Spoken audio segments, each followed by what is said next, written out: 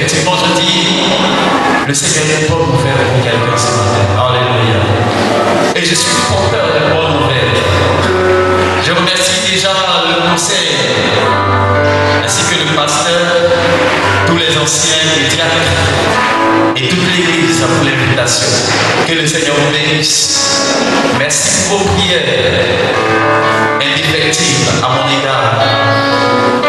Lors de mon état de santé, qui n'a pas été vraiment facile pour le mois de juillet, août, septembre, il a fallu toute la grâce du Seigneur pour que je sois en vie et pour que je sois devant de vous ce matin.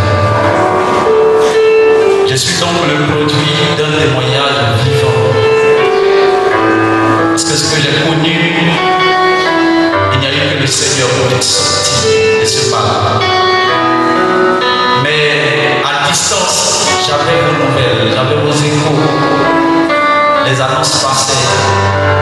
Et je sais que beaucoup sont ceux-là qui m'ont soutenu dans la prière. Et je sais que tout le peuple l'a fait. Grâce à vos prières, je suis encore vivant. Est-ce qu'on peut acclamer le Seigneur?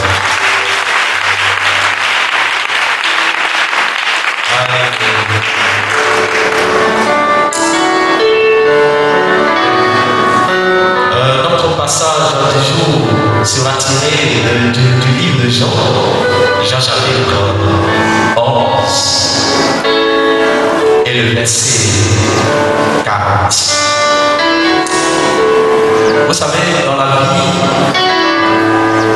il est plus facile de croire en quelque chose qu'on a vu, de croire en quelque chose qu'on a senti, ou même de croire en quelque chose qu'on peut imaginer, plutôt que de croire en quelque chose qu'on n'a jamais vu de ses yeux.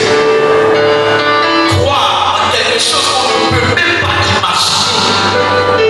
Croire en une chose auquel on ne s'attend pas, bien sûr.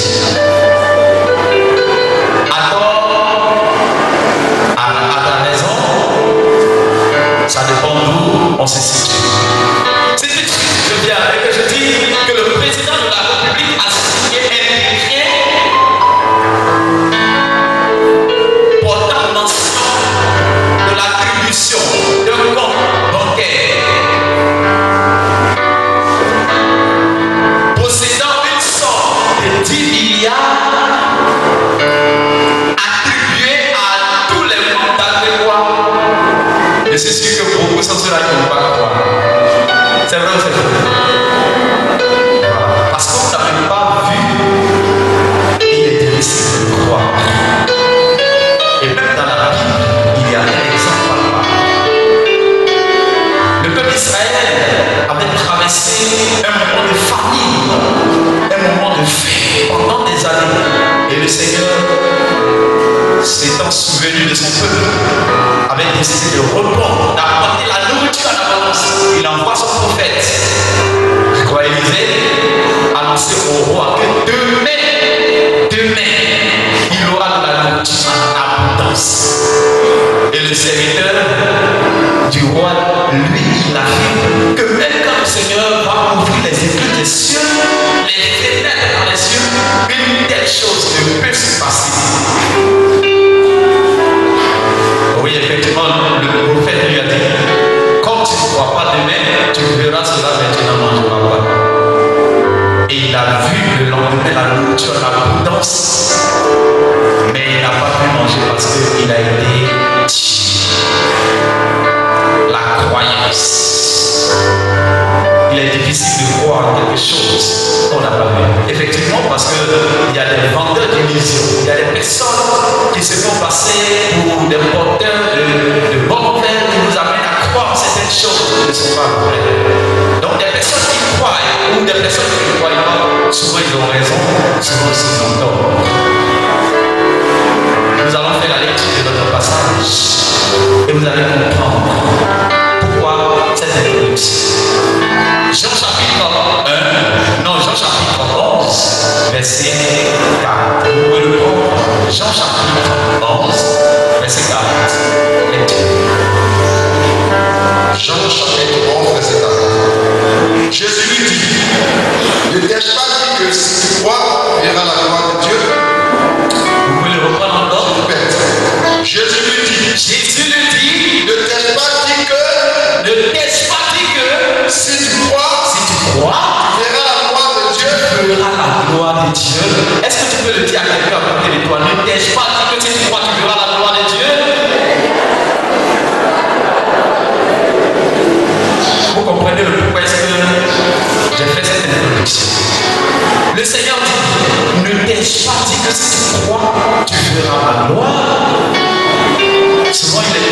de croire. Le contexte historique de ce passage est en lui-même un message et une révélation pour quelqu'un ici ce matin. Voici une famille. Quand on prend le verset 1, la Bible déclare que Marie qui voyait les pieds de Jésus avec un parfum de bon prix. Cette Marie, avec sa sœur Marthe, avait un frère. Comment ce frère s'appelait? Lazare. Lazare, une fois, il était tombé gravement malade. Et à l'issue de sa maladie, il est mort. Mais avant sa mort, ses sœurs, Marie et Marthe, connaissant Jésus-Christ de Nazareth, qui était Jésus et de quoi il était capable, parce qu'ils l'ont vu faire beaucoup de miracles, ils ont envoyé des personnes informer Jésus de l'état de santé de Lazare. Maître, Lazare que tu est malade, est gravement malade.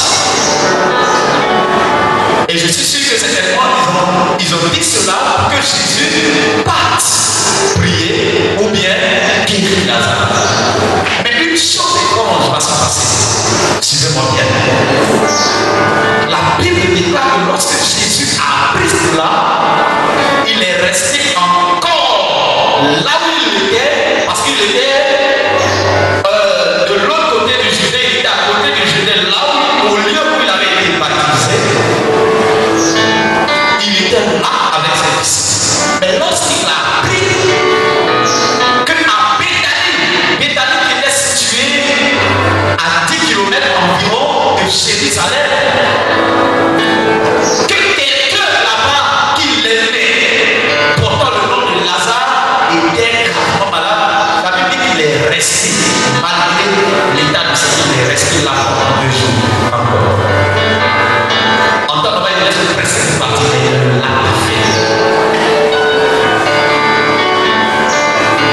Ensuite, la Bible déclare que après les 2 jours, Jésus dit aux disciples, retournons à Béthanie. Retournons à Béthanie. Car Lazare dort. Les disciples s'étonnent. Mais si Lazare dort, il va se réveiller. Est-ce que c'est pas normal que quelqu'un dort? Est-ce qu'on a besoin de le réveiller? Est-ce qu'on a besoin de se réveiller avant qu'il ne se réveille? Lui-même peut se réveiller. À moins qu'on ait besoin du pyjama de la personne, alors on peut réveiller la personne. Ou bien. Mais Jésus dit, Lazare, notre ami dort. Alors je vais le réveiller. C'est bizarre. Mais les disciples, croyant que tout à l'heure du sommeil Jésus parlait, la Bible déclare que Jésus est obligé de leur dire la vérité en disant, Lazare est quoi? Mort.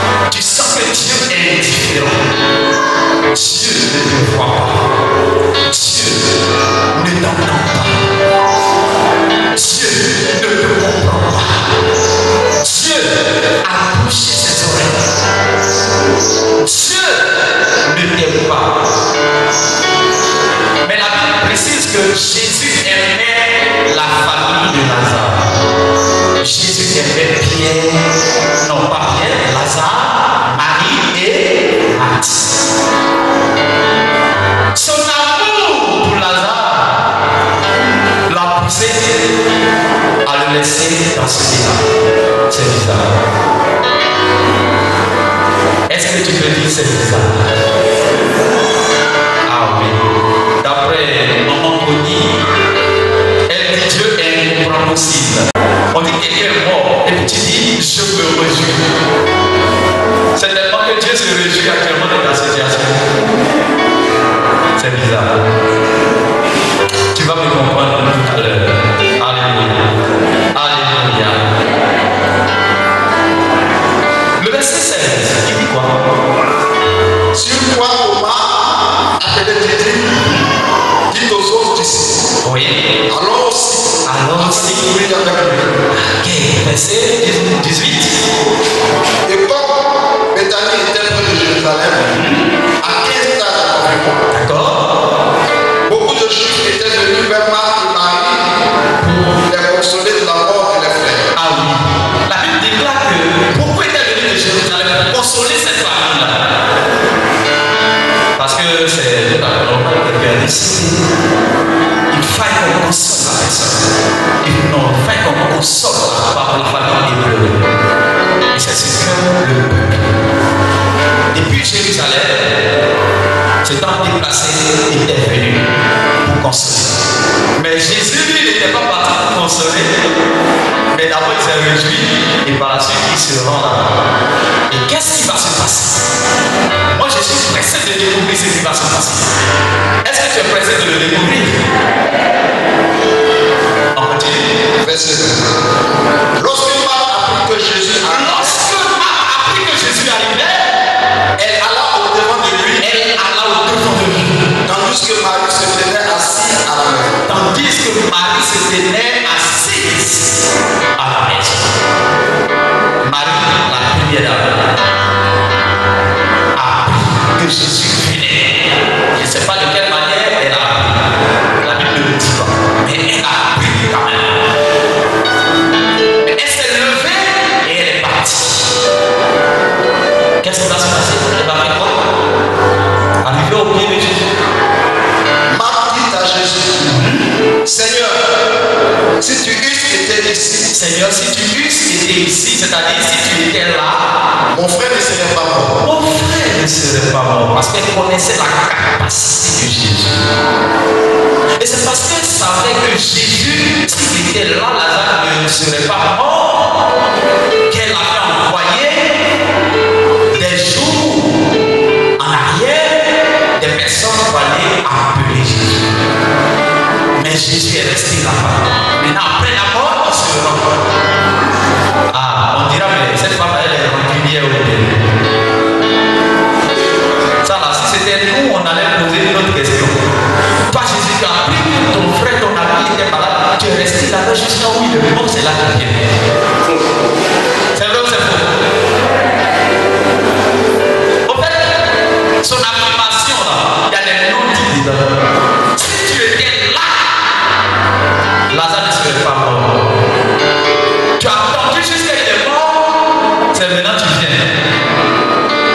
On dit médecin après là, médecin après là, après la mort, il y a plus rien. D'accord, on continue. Verset 2. Mais maintenant, même, je sais que tout ce que tu demanderas à Dieu, Mais maintenant même, je sais que tout ce que tu demanderas à Dieu, Dieu te l'accordera. il te l'accordera. Donc, elle sait que Jésus est capable. Est-ce que quelqu'un peut dire Jésus est capable?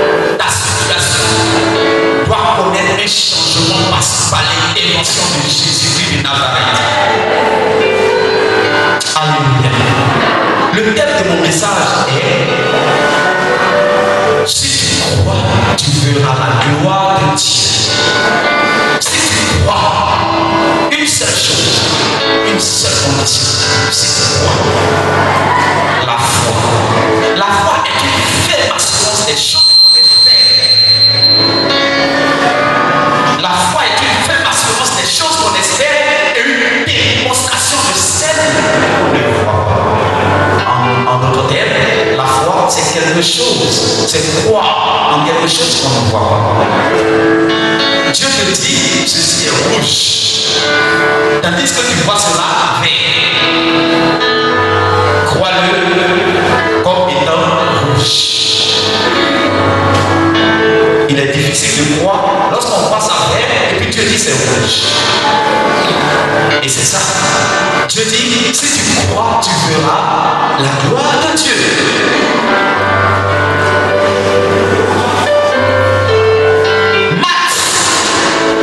Si tu crois, tu verras la gloire de Dieu. Elle sait que Jésus est capable. Elle sait que Jésus est tout puissant. Mais il lui manque une chose, la foi.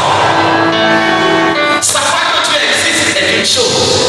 Savoir que Dieu est puissant est une chose.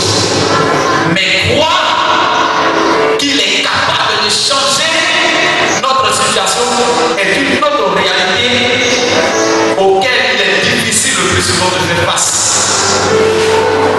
Parce que les réalités de la vie nous enseignent la vérité, tandis que la foi nous enseigne, non, les réalités de la vie nous enseignent, le doute nous enseigne la réalité des choses, tandis que la foi nous enseigne la vérité. Qu'est-ce que vous voulez dire? Le doute, humainement parlant, t'amène à croire en ce que tu vois et ne pas croire en ce que tu ne vois pas. Mais la foi, basée sur la vérité, parce que la parole de Dieu est la vérité, elle nous enseigne à croire en cette vérité qui émane de la parole de Dieu. Et cette vérité dit quoi?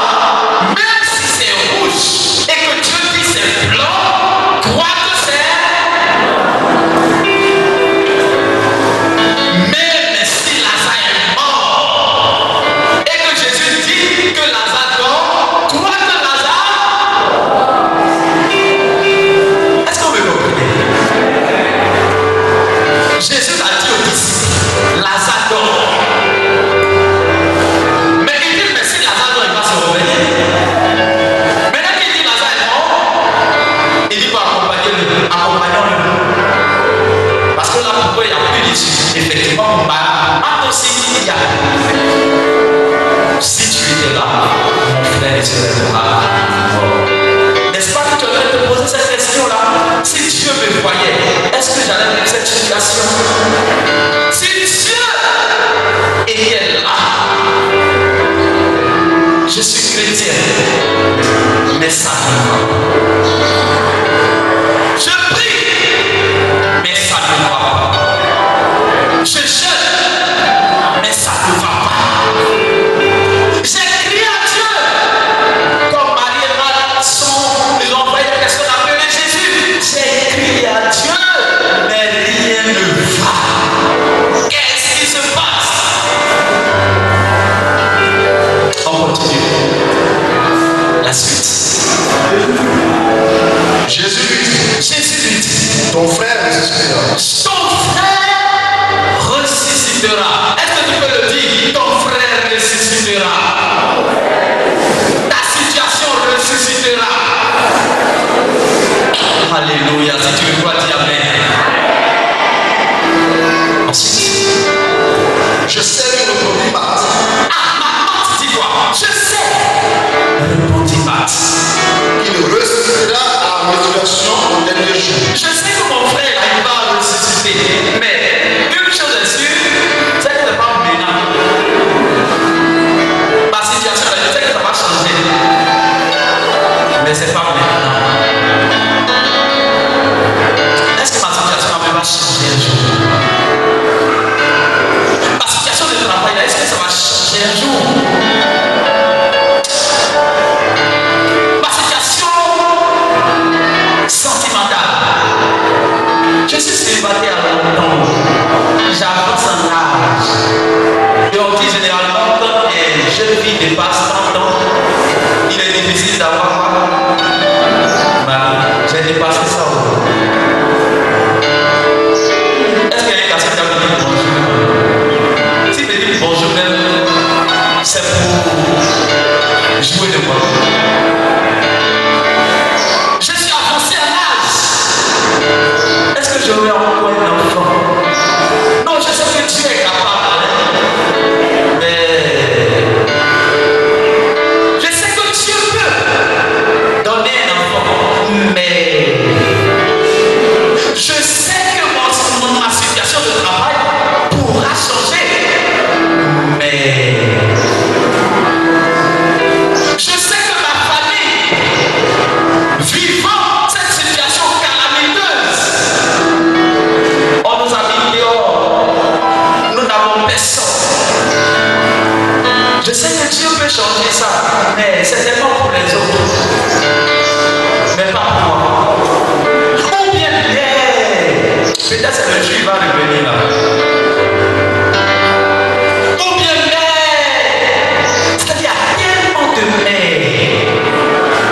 N'est-ce pas que tu te dis assez de mer? Je suis venu t'annoncer une bonne nouvelle. Si tu crois, tu feras la gloire de Dieu. On continue. Jésus lui dit, je suis la résurrection et la vie. Je suis la résurrection et la vie. Celui qui croit en moi, vivra quand même c'est le mort. Alléluia. Non, quelqu'un n'a pas compris la révélation. Il dit, je suis la résurrection et la vie. Celui qui croit en moi vivra. Quand même il serait. C'est-à-dire, même si ça sent, même si c'est pourri, parce qu'on dit quand ça pourrit, ça. Même si ça sent, la situation peut renaître.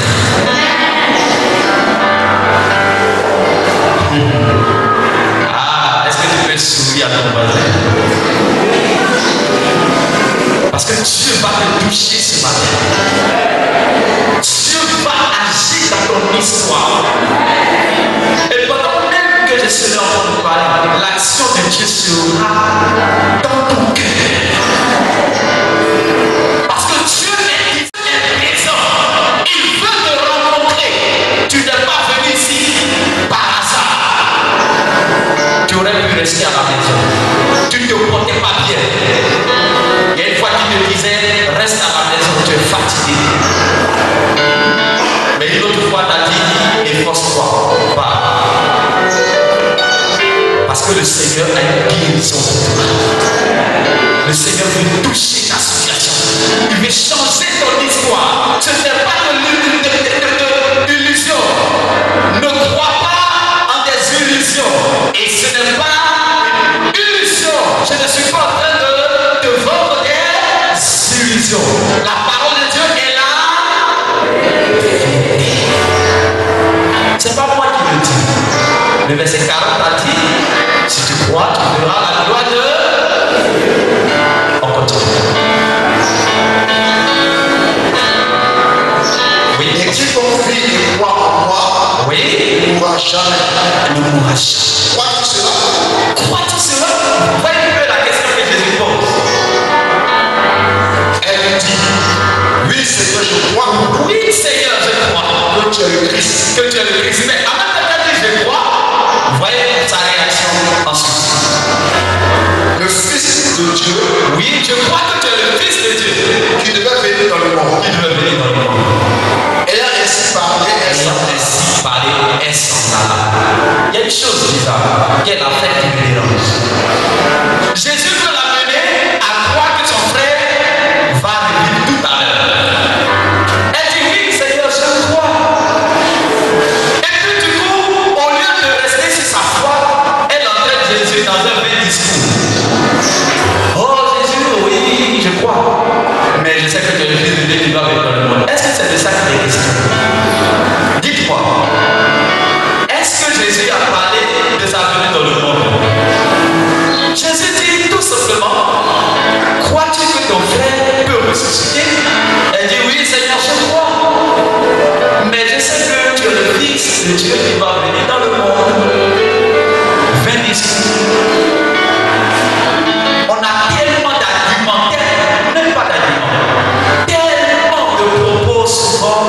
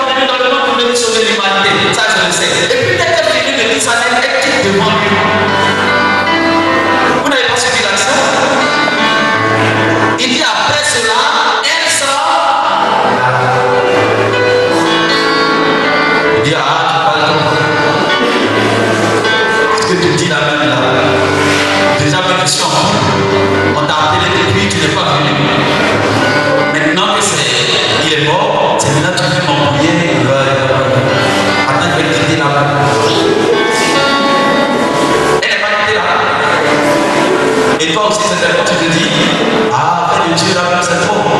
Depuis tout le monde se moque de moi. Mais les jeunes filles de mon âge, les gens sont mariés, mais moi je suis là. Les gens qui ne connaissent pas Dieu travaillent. Mais depuis que j'ai déposé mes dossiers là, rien ne marche. Rien ne marche. Ah, mais Dieu là-même, j'en ai assez. Et cela même me pousse souvent à vouloir accrocher la foi chrétienne. Veux-tu faire comme Max? N'as-tu pas fait comme Max à un moment donné de ta vie? Ou n'es-tu pas au stade de Max actuellement? Qui est devant Jésus? Mais quand tu demandes quelque chose à quelqu'un et que la personne veut te donner, tandis que tu as tendu ta main et que la personne veut te poser, tu enlèves ta main, la personne ne peut plus te donner. Parce que si la personne laisse la chose, ça va tomber, n'est-ce pas? Max est quitté devant Jésus. Donc l'intercession de Max n'a pas abouti à un résultat.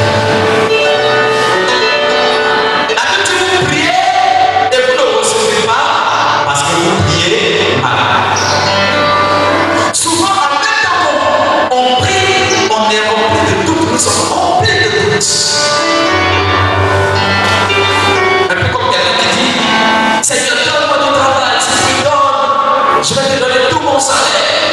Et puis sa femme me dit si tu me donnes, qu'est-ce qu'on va manger? C'est pas question de blaguer Dieu. Tu blagues. Oh, il est encore dans la présence de Dieu là. Effectivement. Vous allez dire que c'est Dieu qui a exagéré. Mais souvent, tu dis Seigneur, bénis-moi. Je vais laisser tomber tel comportement, telle chose. Seigneur, bénis-moi. À partir d'aujourd'hui, je m'abandonne à toi. Je vais faire plus ceci, je vais faire plus cela. Et à même temps que tu es en train de le dire, tu es en train de placer un élément dans ton esprit. Est-ce que quelqu'un me comprend? Dieu, il te voit. Dis à quelqu'un, Dieu te voit. Dieu te voit. Dieu te voit. Alléluia. Max est quitté devant Jésus. Mais qu'est-ce qui va amener Jésus à opérer le miracle? C'est ce que nous allons voir. Donc ici, nous allons voir deux positions, sinon deux dimensions de la foi. Max a manifesté une dimension de la foi. Mais une foi limitée. Une foi sans les yeux. La foi sans les yeux est une foi sans eux. Vous voyez la chose. Ayant disparu, elle s'en alla. Puis appela secrètement Marie, sa sœur, et lui dit le maître est ici. Il dit tout le monde. Elle va informer son frère et sa sœur que le maître est là. Le maître est là. Avant, tu sais que c'est le maître. Souvent, il y a des choses qui t'amènent à douter de l'existence de Dieu. Tellement c'est bizarre, tellement c'est chaotique. Tu te dis, est-ce que tu es vraiment bien? Après, on dirait des gars qui racontent que Dieu n'existe pas. On dirait que c'est vrai. On dirait moi-même, je suis le produit des hasards. Il y a des gens qui disent que l'homme est venu à l'existence par le fruit des hasards. D'autres disent que l'homme est le fruit d'un poisson bon. C'est-à-dire qu'il y avait un poisson bon qui, grandissant, après ça a poussé, et puis a eu une tête, puis par la suite ses bras ont commencé à sortir, puis les seins sont sortis, et puis voilà, c'est devenu un être humain.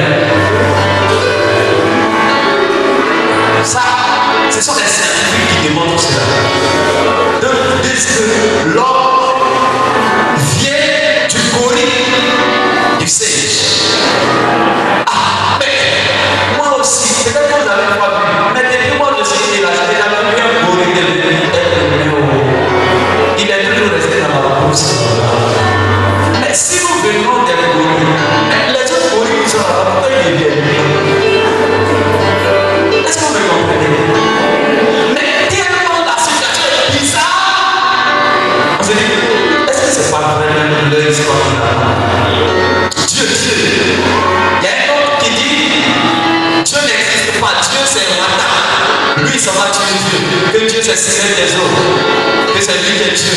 Si tu viens dans son sang à l'épouvant, tu ne meurs plus. Il s'appelle Paul Rousseau. C'est tellement que vous avez entendu parler de lui. N'est-ce pas? Mais ce n'est pas que ta situation t'empêche de croire que Jésus est le maître. Ou bien maintenant que tu te dis qu'il est le maître, tu doutes de son existence. Marie va poser, va passer à la vitesse supérieure. Marc a pris son histoire.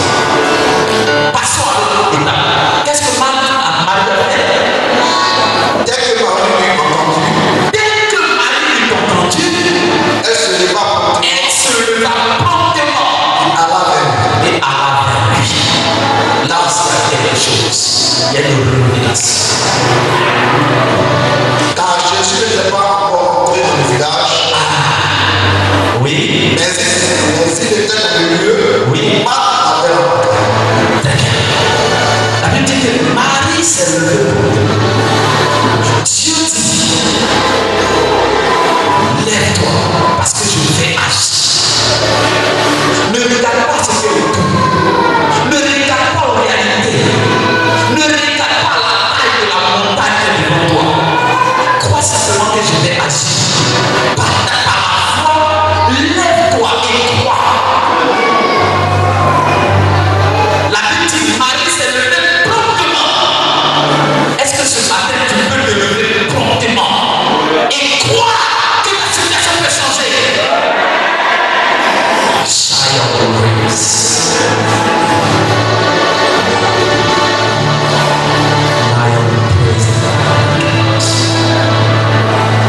J'ai dit, le Seigneur veut que tu te lèves. Marie s'est levée promptement. Non, Seigneur, quand tu as les gens, qu'est-ce que les gens attendent? Si je te lève, je commence à affirmer que je suis guéri. Dieu dit, dès cet instant, même moi que tu es guéri. Dieu dit, dès cet instant, même moi que ta situation a changé. Dès cet instant, sache que tu as eu le travail. Et commence à bénir son nom. Tu dis, Seigneur, si je le fais, pourquoi que je suis? Seigneur, si j'agis de telle ou telle manière, les gens vont se poser la question, pourquoi? Oh Seigneur, si je le fais. La Bible dit, Marie n'a pas regardé aux circonstances. Elle n'a pas regardé à ce qui était autour. Elle s'est levée. Ce matin, Dieu t'appelle à une action. Te lever et croire, et croire, et affirmer que ma situation a changé. Parce qu'il est là pour changer le cours de ta destinée. Dieu n'est pas un inventeur d'illusions. Il est le créateur de toute vie humaine. Si tu le crois, tu accompliras au nom de Jésus. Les Juifs qui étaient avec Marie dans la maison et qui la consolaient, l'un se levait promptement et sortit la suite, disant, elle va en ce plus lui pleurer. Les bateaux. Où on les a pas envoyés? C'est la vraie même pêche. Ta situation, en quoi est-ce que ça le regarde? Ça sort ou ça sort pas? En quoi est-ce que ça le regarde? Ils sont toujours prêts à calmer, ils sont toujours prêts à raconter, ils sont toujours prêts à dire. L'action même ne se fait pas encore produire, mais déjà ils ont vu dire là, ça est comme des femmes. Elles sont championnes dans les films. Quand le film commence, elles ont déjà réalisé la fin du film. Et le film là, elle disait qu'à la fin, il va tenter la vie. Faut suivre. Alors là, tu vois. C'est là. L'autre va la gifler, tu vois. Et puis bizarrement, tu réagis vraiment. Oh, les femmes. Elles sont très fortes. Elles sont des maîtrises anciennes. Les guillemets pas matin. Est-ce que Marie vous a dit un matin de pleurer? Est-ce qu'elle levait? Mais les gars disent quoi? Oh, elle s'en va pleurer. Toi, tu ne peux plus réussir ta vie. Ils ont bien compris sur ta vie.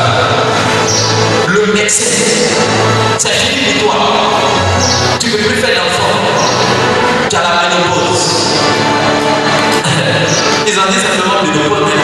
le stop. Est-ce que quelqu'un me comprend? Ils ont dit ménopause. Ils ont dit quoi? Pause. Quand on met la pause, c'est que la lecture continue. C'est qu'il y a une virgule. Quand il y a la virgule, c'est que la phrase continue. Quand ça tombe même point, Jésus lui fait quoi? Non, il faut le dire fort. Quand ça tombe même point, Jésus fait quoi? Les gens ont parlé. Dans ta famille, vous ne pouvez pas réussir. Vous ne pouvez pas avoir de travail. Tu ne peux pas travailler. Tu peux faire des études, mais tu ne peux pas avoir de travail. Ou bien, tu peux travailler, mais l'argent ne va pas rester dans ta main. L'argent peut rester dans ta main, mais tu ne peux rien faire de bon avec. Tu ne peux pas construire. Tu ne peux rien faire et tu meurs misérable. Ça, c'est le point. Que l'environnement t'a mis. Mais Jésus n'a pas encore mis le point final. Est-ce que tu veux croire? Quand ça tombe le point, Jésus est là. Il faut dire ça, Jésus applique simplement la virgule à ma situation. Et ce matin, il va enlever la virgule. Il va enlever la virgule. Parce que mon histoire continue. Alléluia. On continue. Lorsqu'il m'a fait d'arriver là où était Jésus, Là où était Jésus, et qu'elle vit, elle tomba à ses pieds, elle tombe à ses pieds. et lui dit, Voilà les deux actions avant. Marie, quand Marthe est arrivée, est-ce que la Bible a dit qu'elle est tombée à ses pieds? Elle est restée. Dès qu'elle est arrivée, Jésus était là. Mon frère ne savait pas. Mais Marie, contrairement quand elle est arrivée, elle a fait quoi? Elle est tombée au pied de Jésus. C'est-à-dire qu'il y a des actions que tu vas poser ce matin qui vont susciter la faveur de Dieu dans ta vie. Dieu dit que tu ne le fasses pas. Dis au Seigneur dans ton cœur déjà ce que tu veux qu'il fasse.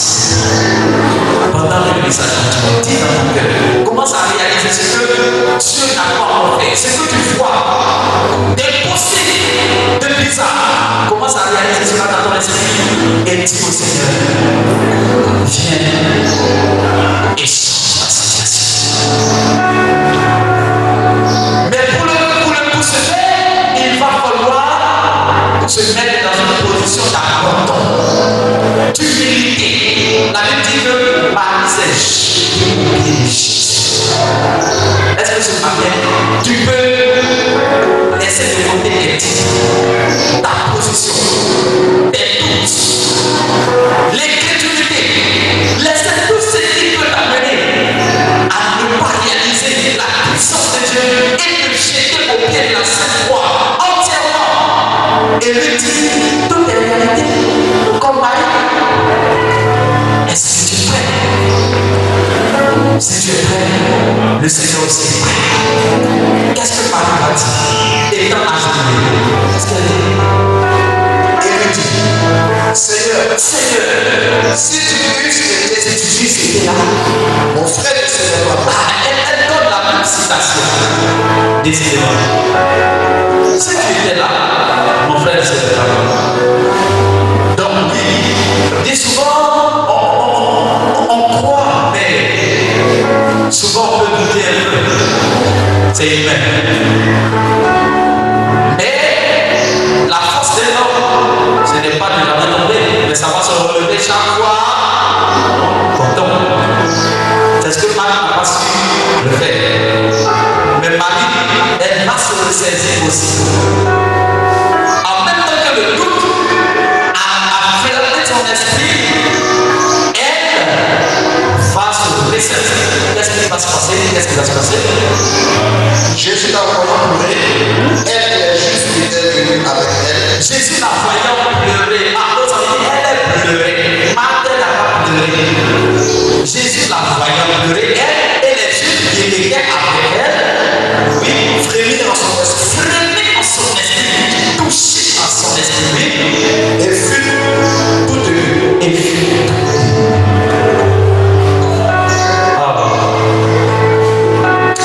Est-ce que quelqu'un peut susciter la compassion de Jésus sur sa situation? Si tu es sincère, pendant que tu réalises ta situation dans ton cœur ce matin, sache que le Seigneur est touché dans son esprit comme à la suite de Marie. La Bible dit Jésus frémit dans son esprit. Frémit dans son esprit. Le Seigneur est touché par ta situation. Il a semblé se réjouir de ta situation, mais en réalité, ce n'est pas réjouir de ta situation. Il est touché par ta situation. Ta situation l'intéresse. Ta position ne le plaît pas. Il n'est pas heureux que tu sois comme ça, mais il permet que tu sois comme ça afin que la gloire lui soit donnée. Est-ce que tu peux dire amen? Il dit, je me réjouis à cause de vous, je me réjouis de ce que je ne fais pas là. Il dit, afin que le Père soit glorifié, le Fils soit glorifié, maintenant alors, je vais le réveiller. Et il est là. À la suite, qu'est-ce qui va se passer? Est-ce que Marie répond? Et il dit, donc touché dans son esprit, il dit où l'avez-vous mis? Jésus te demande quelle est ta situation? Est-ce que tu peux commencer à toucher du doigt ta situation? Est-ce que tu peux commencer à dire dans ton cœur Seigneur, voilà ma situation? Je te dis où l'avez-vous mis?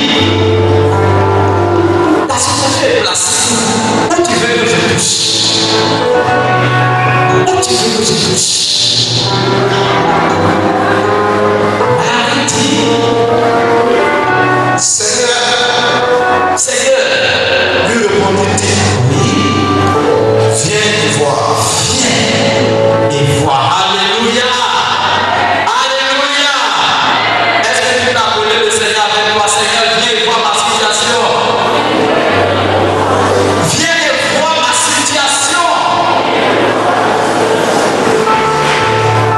Marie dit, viens et vois. Un peu comme lorsque l'on disait, de Nazareth, tu veux quelque chose de bon? Qu'est-ce que l'on répondit? Viens et vois. Jésus lui demande, où l'avez-vous mis? Et Marie dit, viens et vois. Ensuite, Jésus va à quoi? Jésus pleura. Jésus pleura. Il n'a pas pleuré parce que il m'a ressuscité. Et c'est ce que les Juifs ont cru. Mais la Bible déclare, et je sais que Jésus frémit dans son esprit, il pleura. D'abord il est touché parce que malgré tout ce qu'il a fait, tout ce qu'il avait fait, les gens ne croyaient toujours pas. Donc l'incrédulité l'a minable. Malgré tout ce qu'il a fait pour toi, la vie qu'il t'a donnée, il a opéré beaucoup de miracles à tes yeux. Il a fait beaucoup de choses pour toi. Il a fait beaucoup de choses que tu as constatées. Mais parce que ta situation que tu traverses actuellement d'une manière précise n'a pas connu de changement, malgré tes prières, tu doutes. Le Seigneur pleure dans son cœur pour l'incrédulité, pleure dans son cœur pour le doute. Le verset 37. Sur quoi la juge dit, voyez comme il est belle. Et quelques-uns d'entre eux disent, lui qui a ouvert les yeux de l'enfant, ne pouvait-il pas faire aussi que cet homme ne mourût point? Voilà la réaction. On continue. Jésus frémissant de nouveau en lui-même, Oui, se rendit au sépulcre. se rendit au sépulcre. C'était une grotte. C'était une grotte. Et une pierre était placée devant. Les gens ont mis quelle pierre devant ta situation?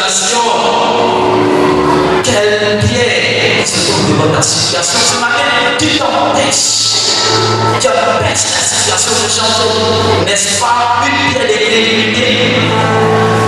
N'est-ce pas une pierre de crédibilité? Ôte la pierre. Jésus dit quoi par la suite?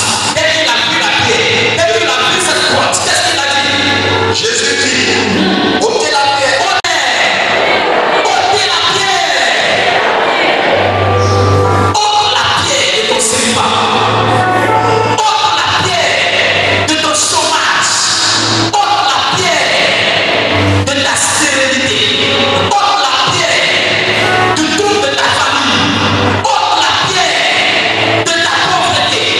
Ôte la pierre de la situation que tu vis. Ôte la pierre de la maladie. Ôte la pierre de la situation que tu traverses. Child of praise. Il y a une pierre qui est là. Jésus ne peut pas opérer tant que cette pierre est là. Tant que l'incrédulité, tant que tu ne crois pas, Jésus ne va pas opérer le miracle. Oh la pierre. Raisonnement va commencer encore malgré tout.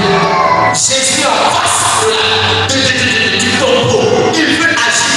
Jésus est là. Tu vois Jésus de tes yeux. C'est-à-dire quoi?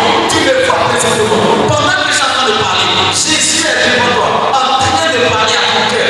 Mais là encore, tu vas raisonner dans ton cœur. Oh, ça c'est dans les discours, ça on raconte ça dans les dimanches. Tous les dimanches on dit les mêmes choses, les mêmes choses. Raisonnement va commencer.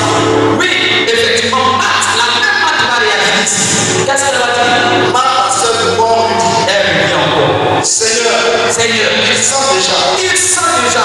Il y a 4 jours qu'il est là. Est-ce que Jésus ne sait pas que quand quelqu'un est dans le tombeau, la personne sent? Est-ce que vous comprenez? Est-ce que Jésus ne sait pas que la situation actuellement est aggravante? Est-ce que Jésus ne sait pas que la situation actuellement est alarmante? Est-ce que Jésus ne sait pas que la situation actuellement que tu traverses, qui fait la honte de la famille, ou qui fait la honte, qui fait que tu n'as pas de visage devant les autres? Parce qu'on dit, le pauvre attend. Quand tu as l'argent, tu as un bon visage. Quand tu n'as pas l'argent, tu n'es pas considéré. La situation qui fait que tu n'as pas de visage devant la famille. Est-ce que Jésus ne connaît pas cette situation? Est-ce que Jésus ne savait pas que Lazare, 4 jours après la mort, s'en vient? Est-ce que c'est à toi de rappeler à Jésus que ma situation, non, c'est pas trop grave? Jésus sait que ta situation est grave. Est-ce que quelqu'un me comprend ce matin? Marthe dit, elle transpose son incrédulité ici encore. Jésus, ça fait 4 jours qu'il est dans la tombe. Quand on s'est dit, si on enlève la pierre, on ne va pas rester ici. Ils sont. Jésus va dire quoi? Qu'est-ce qui va se passer? Jésus lui dit, ne t'ai-je pas dit que si tu crois, tu verras la gloire de Dieu? Ne t'ai-je pas dit que si tu crois, tu verras la gloire de Dieu? Quelqu'un peut dire amen.